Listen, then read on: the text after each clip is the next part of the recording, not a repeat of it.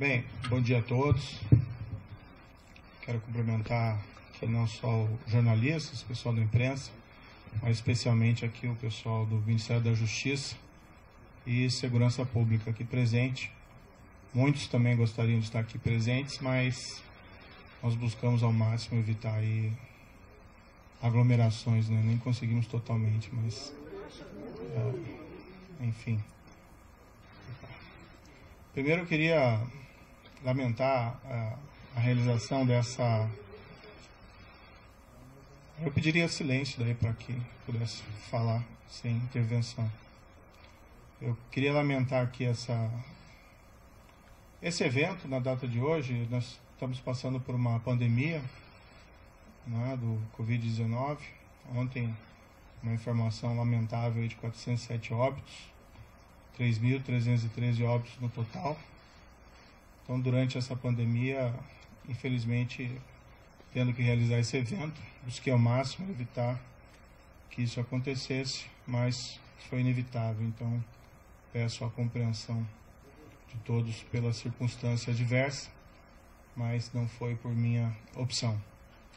Antes de entrar no assunto específico, eu queria fazer só algumas reflexões gerais para poder justificar minhas decisões.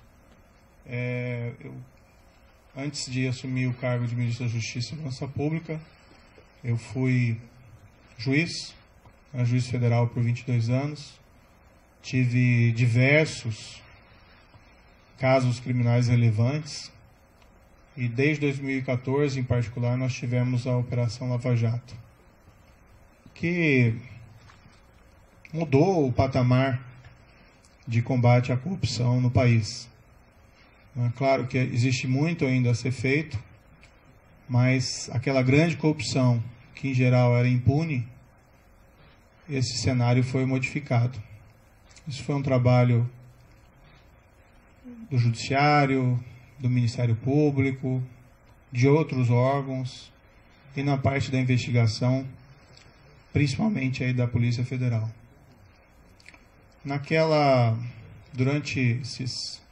Desde 2014, né, na Lava Jato, a gente sempre tinha uma preocupação constante de uma interferência do Executivo nos trabalhos da investigação. E isso poderia ser feito de diversas formas: troca do diretor-geral, assim que houvesse causa, troca do superintendente. Tivemos, no início da Lava Jato, o superintendente Rosalvo Ferreira, que convidei aqui para o Ministério, fazendo um grande trabalho. Depois, sucedido pelo superintendente Valeixo, né, também nomeado diretor-geral da Polícia Federal, fazendo também um grande trabalho. Houve essa substituição, mas essa substituição na época foi pela aposentadoria, né, do Dr. Rosalvo. E, enfim, foi garantida a autonomia da Polícia Federal, né, durante esses trabalhos lá de investigação. É certo que o governo da época tinha inúmeros defeitos, né, aqueles crimes gigantescos de corrupção que aconteceram naquela época, mas foi fundamental a manutenção da autonomia da PF para que fosse possível realizar esse trabalho, seja de bom grado ou seja pela pressão da sociedade. Essa autonomia foi mantida, isso permitiu que os resultados fossem alcançados. Isso é até um ilustrativo, né, da importância de garantir Estado de Direito, Rule of Law, autonomia das instituições de controle e de investigação. Lembrando aqui até um episódio que é num domingo qualquer, durante aquelas investigações, lembro que foi o então superintendente, Maurício Valeixo, que recebeu uma ordem de soltura ilegal do presidente Luiz Inácio Lula da Silva, então condenado por corrupção, preso. Essa ordem emitida por um juiz incompetente, depois isso foi reconhecido nas demais instâncias.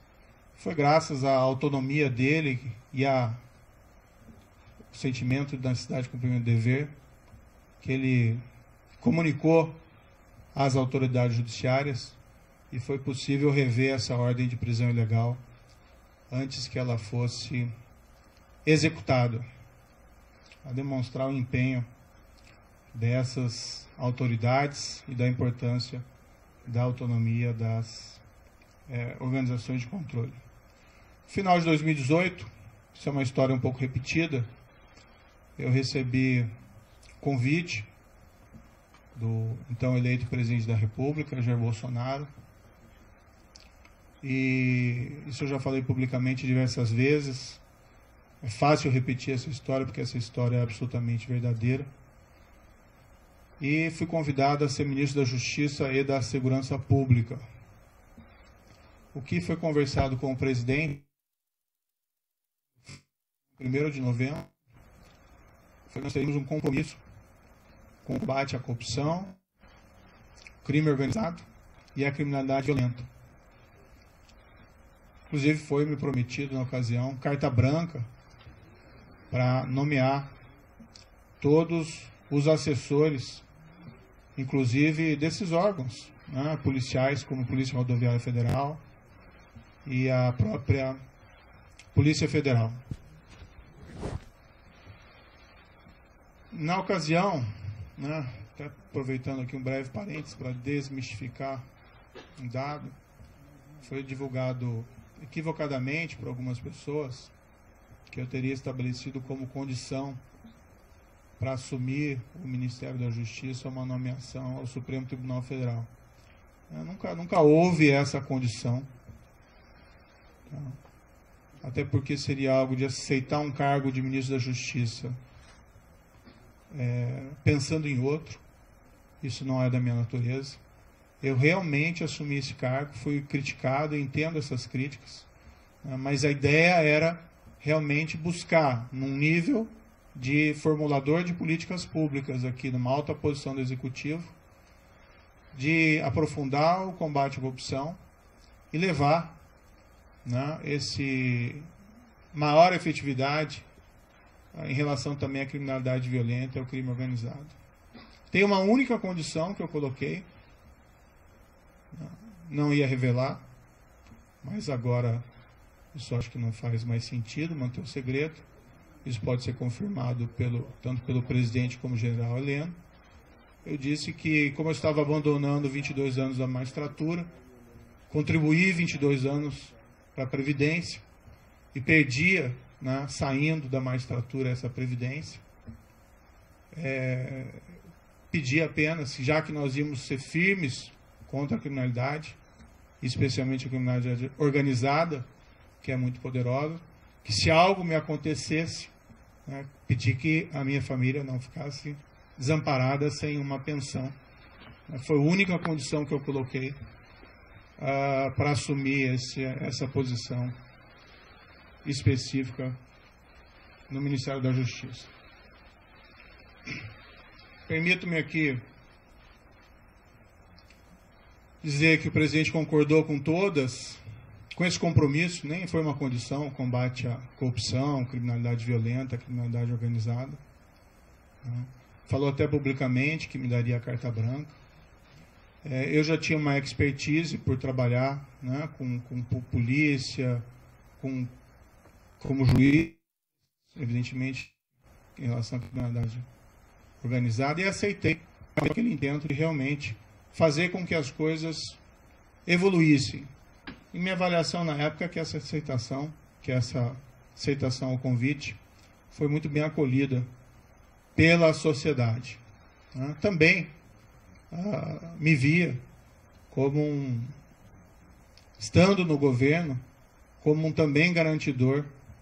Claro que existem outras instituições importantes, Judiciário, Supremo Tribunal Federal, Ministério Público, mas entendi que pelo meu passado de juiz e meu compromisso com o Estado de Direito, que eu também poderia ser aí um garantidor, né, da lei e da imparcialidade e autonomia dessas instituições.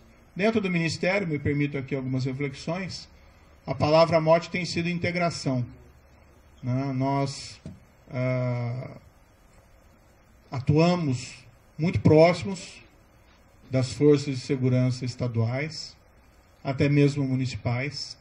Nós realmente trabalhamos duro contra a criminalidade organizada.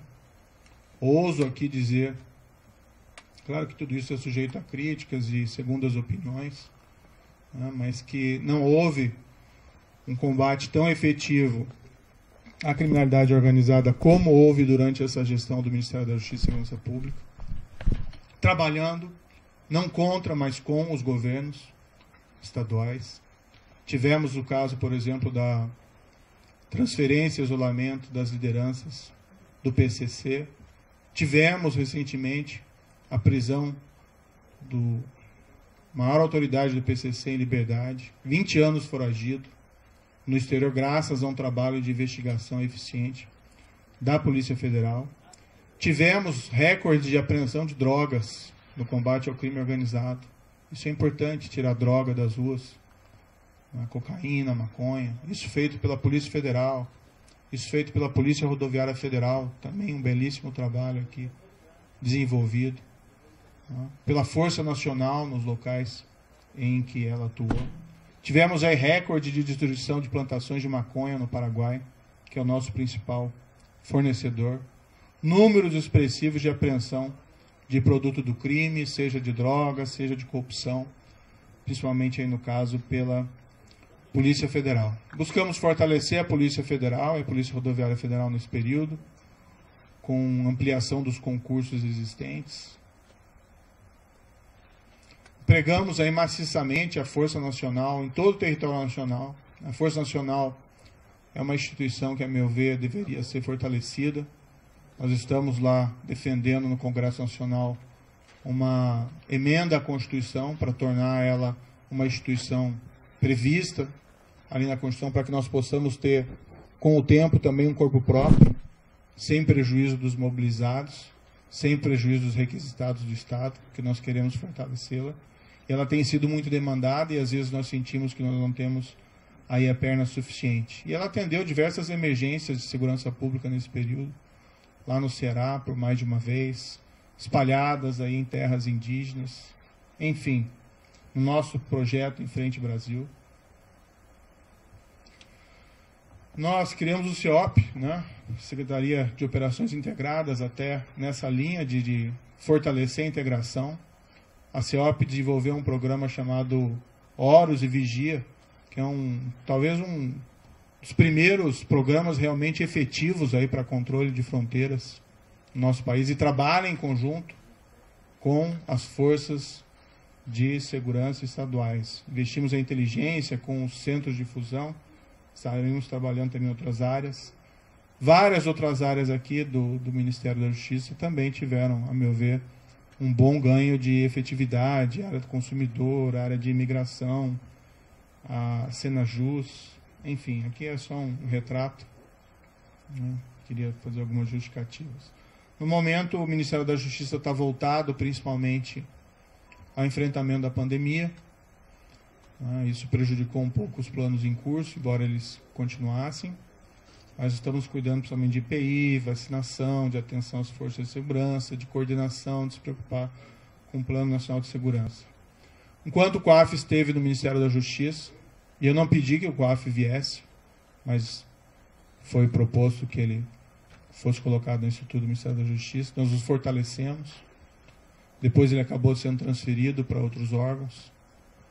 Até onde tem presente a estrutura fortalecida se manteve. Acho que isso é muito positivo. Também é um órgão de inteligência importantíssimo, que nós devíamos, inclusive, aumentar a sua estrutura e melhorar o seu funcionamento. Tivemos aí o projeto de lei anticrime, que foi a principal mudança legislativa durante o nosso período de gestão. Várias alterações, facilitação também de venda de drogas. O DPEM fez um trabalho também fantástico aqui no Ministério Público, também a Senad. Desculpe aqui um pouco cansativo todas essas reflexões. O projeto de lei anticrime poderia ter avanços maiores, infelizmente não foi aprovado em sua totalidade, mas ainda assim, na minha avaliação, ele representou um grande avanço. Eu lembro aqui, num dos primeiros projetos que nós fizemos no Ministério da Justiça, logo no início, foi uma campanha motivacional, né, para os servidores. E o tema era faça a coisa certa sempre.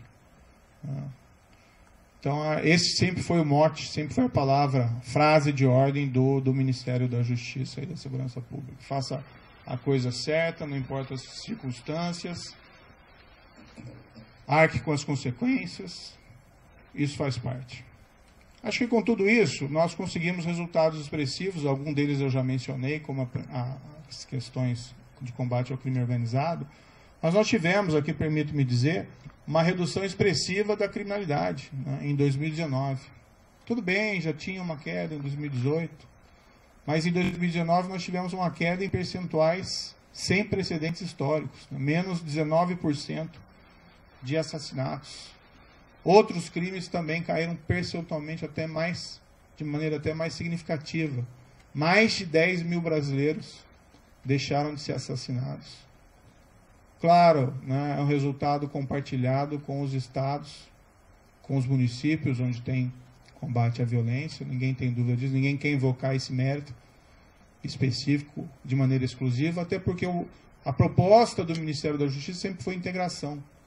O que importa é o resultado, não quem leva a medalha no final. Mas é muito significativo, e isso me deixa muito feliz, que nesse primeiro ano nós tivemos resultados assim tão positivos para a queda de violência, que era uma grande aspiração da população brasileira. Claro que temos ainda que melhorar muito esse cenário, mas, enfim, isso é um trabalho que é permanente e duradouro. Bem, em todo esse período, tive apoio, né, do presidente Jair Bolsonaro em vários desses projetos, outros nem tanto, mas a partir do segundo semestre do ano passado, passou a haver uma insistência do presidente da troca do comando da Polícia Federal. Isso, inclusive, foi declarado publicamente pelo próprio presidente. Houve primeiro um desejo de trocar um superintendente da Polícia Federal do Rio de Janeiro. Sinceramente, não havia nenhum motivo para essa substituição. Mas conversando com o superintendente em questão, ele queria sair do cargo, né, por questões exclusivamente pessoais. Então, nesse cenário, acabamos concordando, eu e o diretor-geral, em promover essa troca, com uma substituição técnica, com uma substituição de um indicado pela polícia. Agora, tem que fazer uma referência bastante rápida, né? Eu não indico superintendentes da Polícia Federal. Tá? A única pessoa que eu indiquei na Polícia Federal foi o diretor, o Maurício Valeixo. Não é meu papel fazer indicações aí de superintendentes. E assim tem sido no Ministério como um todo. Eu sempre tenho solicitado, dado autonomia, né, ao pessoal que trabalha comigo, a palavra certa não é subordinado, é equipe, para que eles façam as melhores escolhas, né? Assim se valoriza aí os subordinados, desculpa, a equipe, e as escolhas técnicas, né? Eu tinha notícia quando eu assumi aqui o Ministério da Justiça, de que pelo menos havia rumores de que a Polícia Rodoviária Federal tinha algumas superintendências, indicações políticas. Eu escolhi o diretor-geral, Adriano Furtado, está aqui presente. Ele pode ser testemunhar o que eu disse para ele na ocasião, que eu falei, escolha tecnicamente, né? O que não é aceitável de maneira nenhuma são essas indicações políticas. Claro que às vezes existem indicações positivas, mas quando se começa a preencher esses cargos técnicos, principalmente de polícia, por questões político-partidárias, realmente o resultado não é bom para a corporação, inclusive. O presidente, no entanto, passou a insistir também na troca do diretor-geral.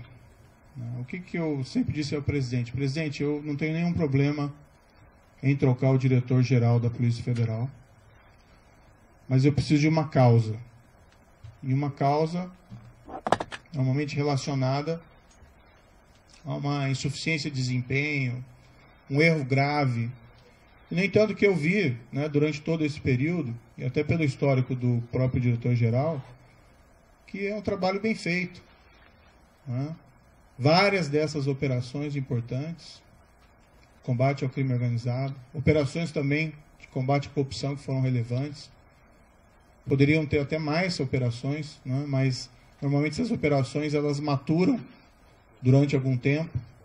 E ano passado, em particular, nós ficamos aí 4 meses sem poder movimentar inquéritos envolvendo lavagem de dinheiro, né, por uma decisão judicial. Isso também prejudicou um pouco os trabalhos. Mas o trabalho vinha sendo feito e até a queda dessas estatísticas criminais é um indicador relevante de que o trabalho estava sendo positivo.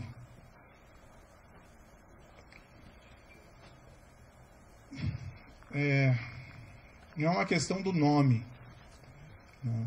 Tem outros bons nomes para assumir o cargo de diretor da Polícia Federal. Né? Há outros delegados igualmente competentes. O grande problema de realizar essa troca, primeiro, haveria uma violação de uma promessa que me foi feita inicialmente, que eu teria carta branca. Em segundo lugar, não haveria uma causa para essa substituição. E estaria claro que estaria havendo ali uma interferência política na Polícia Federal, o que gera um abalo na credibilidade.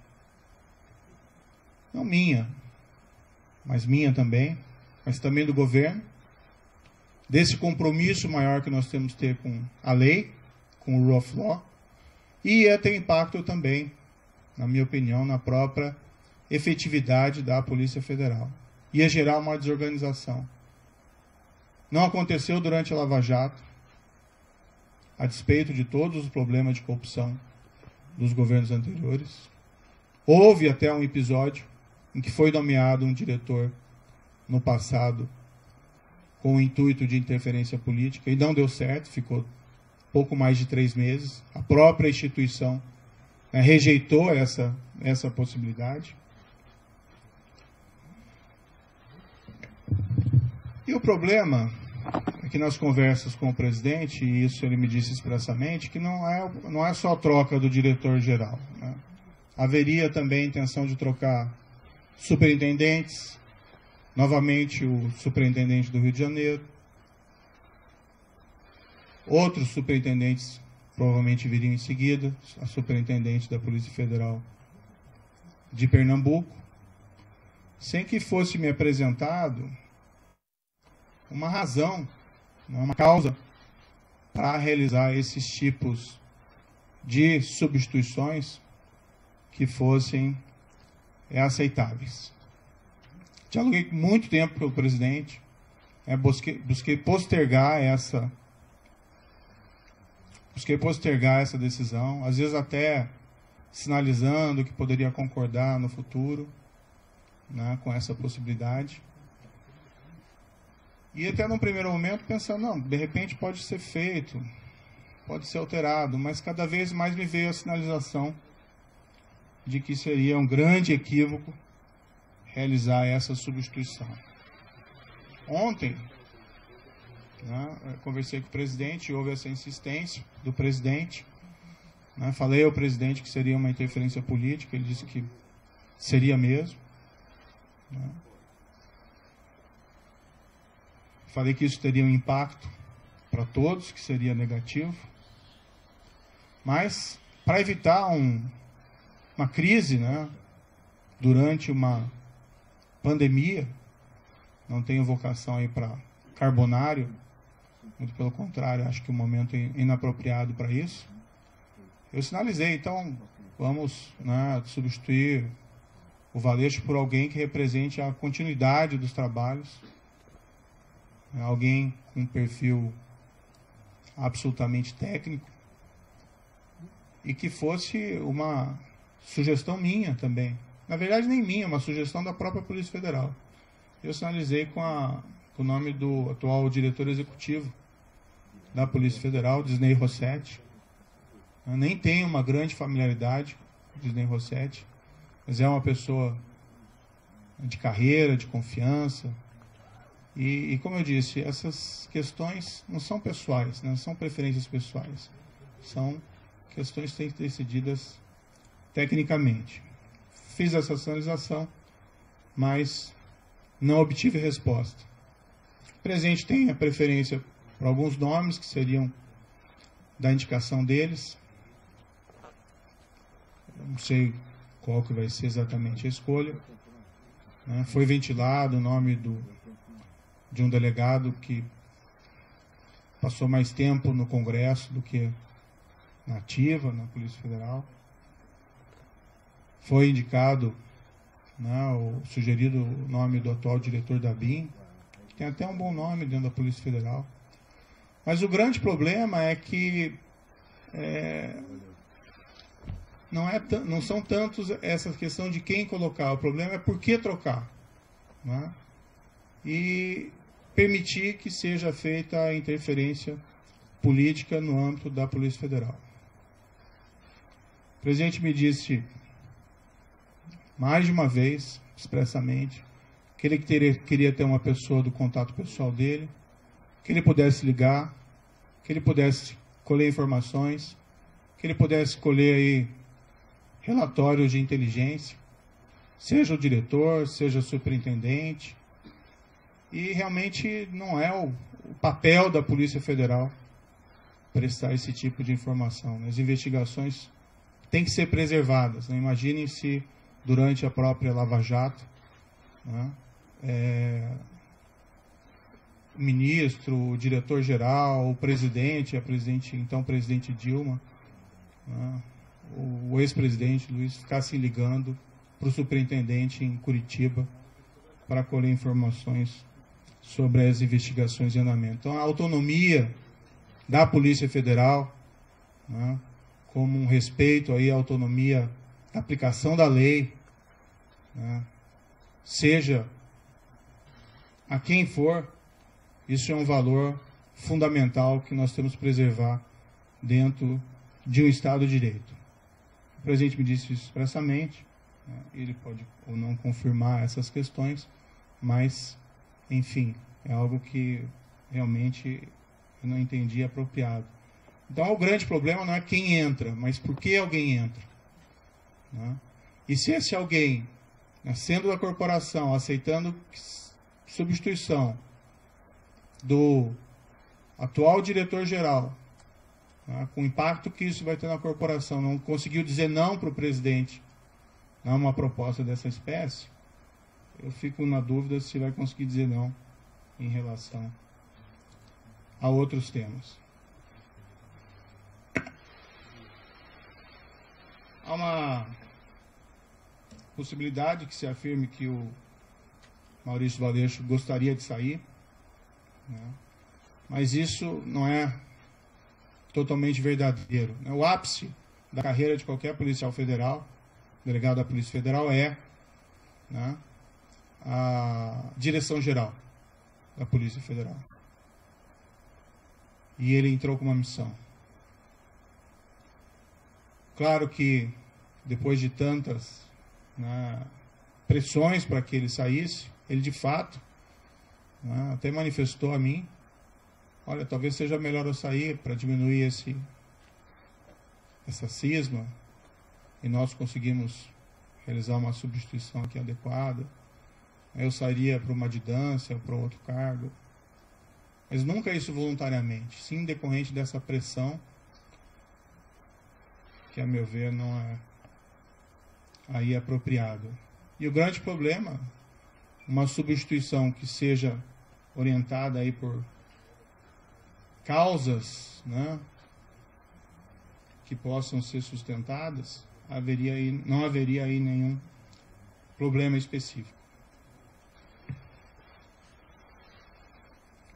O presidente também me informou que tinha preocupação com inquéritos em curso no Supremo Tribunal Federal e que a troca também seria oportuna da Polícia Federal por esse motivo. Também não é uma razão que justifique a substituição, até algo que gera uma grande preocupação. Enfim, eu, né, sinto que eu tenho o dever de tentar proteger a instituição, a Polícia Federal. E por todos esses motivos, eu ainda busquei uma solução alternativa para tentar evitar aí uma crise política durante uma pandemia. Acho que o foco deveria ser o combate à pandemia, mas entendi que eu não podia aí deixar de lado esse meu compromisso com o Estado de Direito. A exoneração que foi publicada, eu fiquei sabendo pelo Diário Oficial, pela madrugada. Eu não assinei esse decreto. Em nenhum momento isso foi trazido, em nenhum momento o diretor-geral da Polícia Federal apresentou um pedido formal de exoneração. Depois ele me comunicou que ontem à noite recebeu uma ligação dizendo que ia ser exoneração a pedido e se ele concordava, né? Ele disse, como é que eu vou concordar com alguma coisa? Eu vou fazer o quê, né? Se ele já está sujeito à exoneração a pedido ou à exoneração ex officio. Mas o fato é que não existe nenhum pedido que foi feito de maneira formal. Eu, sinceramente, fui surpreendido. Achei que isso foi ofensivo. Vi que depois a SECOM afirmou que houve essa exoneração a pedido, mas isso, de fato, não é verdadeiro.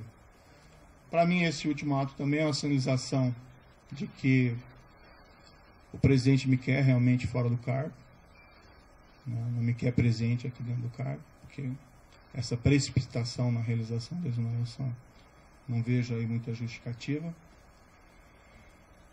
Eu tenho até outras divergências, tive outras divergências com o presidente federal, com o presidente da República durante essa permanência aqui. Tive muitas convergências, recebi apoio do presidente em diversas ocasiões importantes, assim como dei apoio ao presidente da República em várias circunstâncias.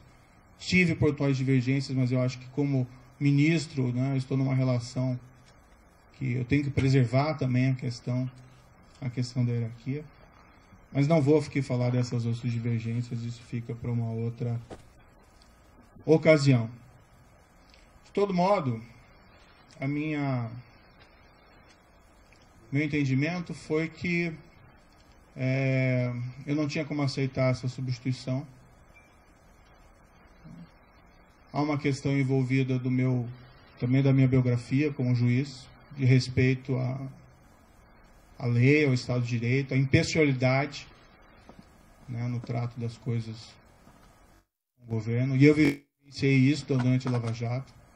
Seria ali um tiro da Lava Jato se houvesse substituição de delegados, superintendentes naquela ocasião. Então eu não me senti confortável. Tenho que preservar a minha biografia, mas acima de tudo eu tenho que preservar o compromisso, que foi o compromisso que eu assumi inicialmente com o próprio presidente, que nós seríamos aí firmes no combate à corrupção, crime organizado e criminalidade violenta. E um pressuposto necessário para isso é que nós temos que garantir aí o respeito à lei, a própria autonomia da Polícia Federal contra interferências políticas.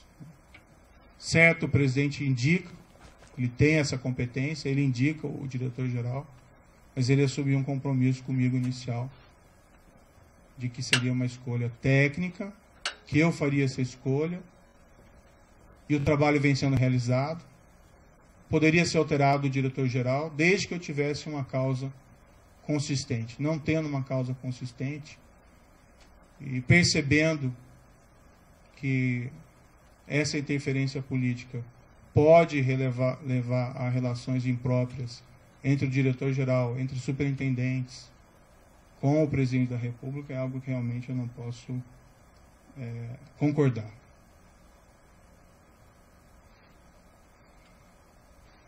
Um pouco sobre o futuro,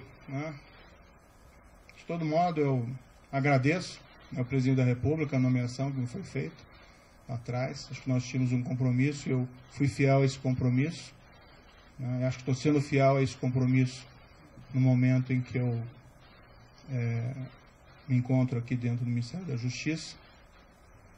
No futuro, né, eu vou começar a empacotar minhas coisas e vou providenciar aqui o meu encaminhamento da minha carta de demissão, né? Eu, infelizmente, não tenho como persistir com o compromisso que assumi sem que eu tenha condições de trabalho, sem que eu tenha condições de preservar a autonomia da Polícia Federal para realizar os seus trabalhos, ou sendo forçado a sinalizar uma concordância com uma interferência política na Polícia Federal, cujos resultados são imprevisíveis.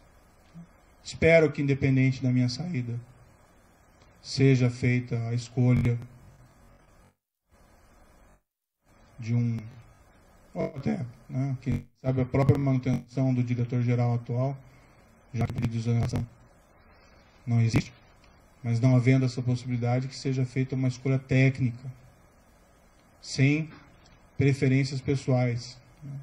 Que também a instituição, dá para se confiar na Polícia Federal, né? A Polícia Federal tem um histórico, ela vai também resistir a qualquer espécie de interferência política, tenho crença nisso, e que seja indicado alguém que possa realizar um trabalho autônomo, independente, alguém que não concorde, né, em trocar superintendentes ou delegados por motivos não justificados.